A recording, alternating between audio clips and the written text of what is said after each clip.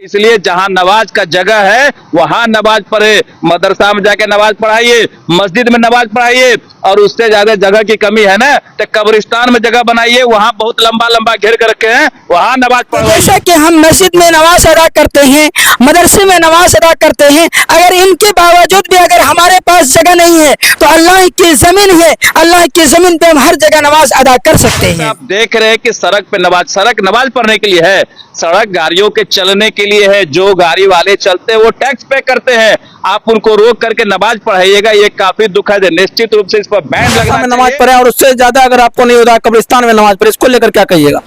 کیا اگر ہمیں جگہ کی تنگی ہے، اگر ہمارے پاس جگہ نہیں ہے، کرمن ہے جس طرح سے وقف بورڈ کی بات آتی ہے، اور وقف بورڈ کو اتنا اوسمت پاور ہے کہ 4 دن اگر ودھان سبھا کیمپس میں نماز پڑھ لے تو بولے گا یہ بھی زمین وقف بورڈ کا ہے، اس لیے سڑک کو بھی بولے گا کل وقف بورڈ کا ہے، ہم اس پر وقف بورڈ پر اس کو گھیریں کل گے۔ ہو کر ہماری میت ہو جائے گی تو ہم ڈی ایم سے جا کے پوچھیں گے کہ اس کو کہاں کرنا کہاں نہیں کرنا۔ کل ہماری عیدگاہ رہے گی اس پر ہم نماز پڑھیں گے، وہ بتائیں گے نماز کس ٹائم پڑھنا نہیں پڑھنا۔ ہمارا اگر عشاء کی نماز کا ٹائم 8 بجے ہے تو وہ ڈی ایم کہیں گے کہ نہیں آپ نماز 6 بجے پڑھیے۔ یہ کالا قانون ہمیں بالکل پسند نہیں ہے، ہم اس کی مذمت کرتے ہیں، ہندوستان کے پوری لوگ اس بل کی مذمت کرتے ہیں۔ رمضان کا پاک مہینہ چل رہا تھا اور رمضان کے پاک مہینے میں ہر ایک مسجد میں پوری قرآن سنایا کرتے تھے، پوری مسجد میں قرآن سنایا بھی گیا۔ اسی درمیان اس مسجد میں بھی سنت تراویح ادا کیے ہیں۔ یہاں کے امام جو ہمارے ٹھیک پیچھے آپ دیکھ سکتے ہوں گے، ان کو مالا سے سمانت کیا گیا ہے۔ آئیے ہم جاننے کا پریاس کرتے ہیں کیا کچھ یہ بتائیں گے اس رمضان کو لے کر، کیونکہ رمضان اب جانے کو ہے، رمضان کا یہ پاک مہینہ اب لوگوں کو اداس کر کے جا رہا ہے، اور اسی درمیان ہم ان سے بات کریں گے اور بھی بہت سارے چیزوں پہ بات کریں گے، کیونکہ آئے دن مسلمانوں پہ جو ہو رہے اتیاچاروں کے خلاف میں ان سے جاننا چاہوں گا کیا کچھ ان کی زبانی یہ بتائیں گے، کیونکہ آپ لوگ سنتے ہوں گے وقت بورڈ کے حساب سے کہ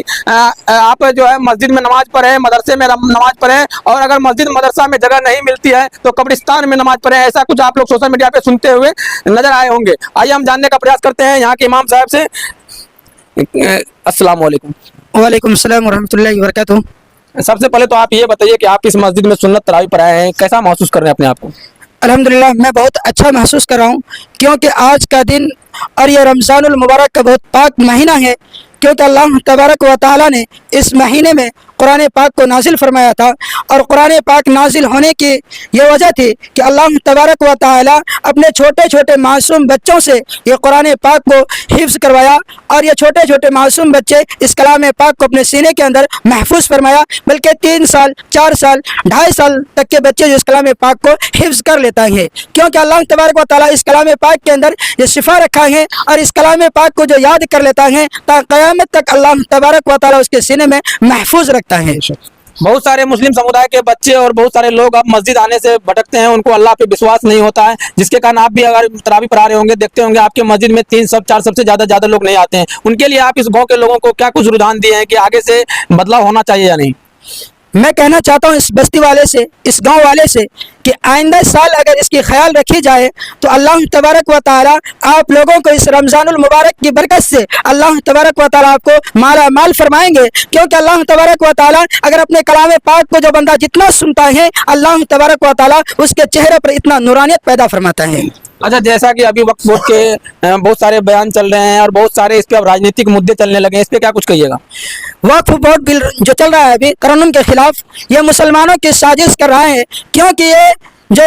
چل رہا ہے ابھی اس ترنم بل کے خلاف ہم سب ان کے خلاف کرتے ہیں، اور اس وقف بل کو ہٹایا جائے، کیونکہ اگر اس بل کے اندر ہم لوگ کی جو خاص زمین ہے اس کے اوپر وہ چاہتا ہے کہ اس کو میں قبضہ کر لوں، اگر اس چیز کو قبضہ کر لیں گے تو ہم لوگ آخر نماز کہاں ادا کریں گے، ہم لوگ اپنے مردے کو کہاں دفنائیں گے، جو میتیں جو ہوتی ہیں ان کو ہم کہاں دفنائیں گے؟ اگر اس بول کو اس جو چل رہا ہے اب اس مہینے کے اندر اگر ہماری میت ہو جائے ہماری ہی زمین، ہم ان سے اجازت لینے کیسے جائیں گے؟ اگر یہ ہم وقف کر چکے ہیں اس چیز کو، اور سرکار کی نظر ہے کہ وہ آئے اور اپنے آپ کو یہ کہتا ہے کہ میں سرکاری بل لے کر کے میں اس چیز کو ختم کرنا چاہوں، یہ ہرگز نہیں ہونے دیں گے ہم انشاءاللہ۔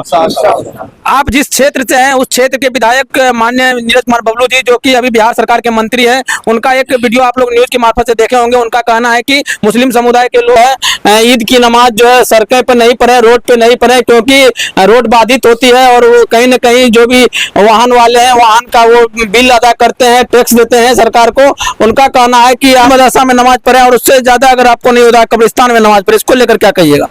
क्या अगर हमें जगह की तंगी है, अगर हमारे पास जगह नहीं है, तो जैसा कि हम मस्जिद में नमाज अदा करते हैं, मदरसे में नमाज अदा करते हैं, अगर इनके बावजूद भी अगर हमारे पास जगह नहीं है तो अल्लाह की ज़मीन है, अल्लाह की ज़मीन पे हम हर जगह नमाज अदा कर सकते हैं। क्या कुछ बताइएगा एहसान जी, आप पटना भी गए थे वक्फ बोर्ड को लेकर, तो क्या कुछ बताइएगा उसको लेकर? देखिए, आज मुझे बहुत खुशी हो रही है कि आज इस मस्जिद के इमाम हाफिज़ वकारी महलुल्लाह ने 30 दिन रमज़ान के पाक महीना में उसमें तरावी पढ़ाया और बेचारे रात में मुसलमानों को जगाया दीन इस्लाम कुरान के लिए। दूसरी बात यह है कि वक्फ बिल के बारे में आपने हमसे सवाल किया, मैं आपको बताना चाहता हूँ, अल्लाह ने कुरान नबी पर नाजिल किया, हदीस नबी पर उतारा, तो कुरान हदीस जो कहेगी हम लोग उसको मानेंगे, मोदी हुकूमत जो कहेगी हम लोग उसको नहीं मानेंगे। क्यों नहीं मानेंगे? अगर वक्फ तरमीम बिल के बारे में आता है कि अगर वो बिल पास कर लेंगे तो कल हमारी ईदगाह, हमारी मस्जिद, हम जिस कुरान पर ईमान रखते हैं, कुरान, हमारे कब्रिस्तान पर हमारे अधिकार कुछ नहीं रहेगा। जब अधिकार नहीं रहेगा तो बताइए हम लोग कहाँ कहीं के तो नहीं रहेंगे। उससे बेहतर है कि काला कानून को वापस लीजिए, इससे मुसलमान को बहुत दुख है और हम इस बिल की और हमारे पूरे समाज के लोग इस बिल की मजम्मत करते हैं, बल्कि पूरे समाज के लोग नहीं, पूरे हिंदुस्तान के लोग इस बिल की मजम्मत इसलिए करते हैं कि ये बिल काला कानून हम लोग को बिल्कुल पसंद नहीं है, इंशाल्लाह ताला बिल्कुल पसंद नहीं है। सब लोग इस पर एग्री है कि नहीं? और एक बात मैं मोदी जी से ये भी कहना चाहूंगा, आप हमारे पीएम हैं, आप हमारे बड़े हैं, आप इस काला कानून को बिल्कुल रद्द कर दीजिए, इसको पास होने नहीं दीजिए, क्योंकि कब्रिस्तान हमारा कुरान पर हम लोग ईमान रखते हैं। कल होकर हमारी मदद हो जाएगी तो हम डीएम से जाके पूछेंगे किसको कहाँ करना कहाँ नहीं करना। कल हमारी ईदगाह रहेगी, उस पर हम नमाज पढ़ेंगे, वो बताएंगे नमाज किस टाइम पढ़ना नहीं पढ़ना। हमारा अगर इशा की नमाज का टाइम 8 बजे है तो वो डीएम कहेंगे कि नहीं आप नमाज 6 बजे पढ़िए। ये काला कानून हमें बिल्कुल पसंद नहीं है, हम इसकी मजम्मत करते हैं, हिंदुस्तान के पूरे लोग इस बिल की मजम्मत करते हैं।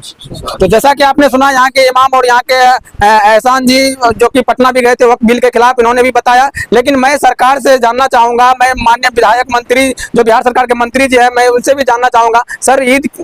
साल में एक बार आता है और महज आधा घंटा के लिए होता है, लेकिन अगर आप लोग इस पे राजनीतिक करते हैं, जात बात करते हैं, तो ये नहीं होना चाहिए। कहीं ना कहीं आप लोग अपने नजरिया से देखिए तो हर एक चीज जो सड़कों पे होता है वो आप लोगों के ही द्वारा होता है, आप लोग के ही जात धर्म के लोग करते हैं। हिंदू समुदाय के लोग सरस्वती पूजा आप लोग देखते होंगे रोड पे बांस के मार्फत से घेर के किया जाता है, कलश यात्रा रोड पे निकाला जाता है। अब रामनवमी आ रहा है, आज हर एक जगह जो है बड़े बड़े होल्डिंग लग रहे हैं, बड़े बड़े जो है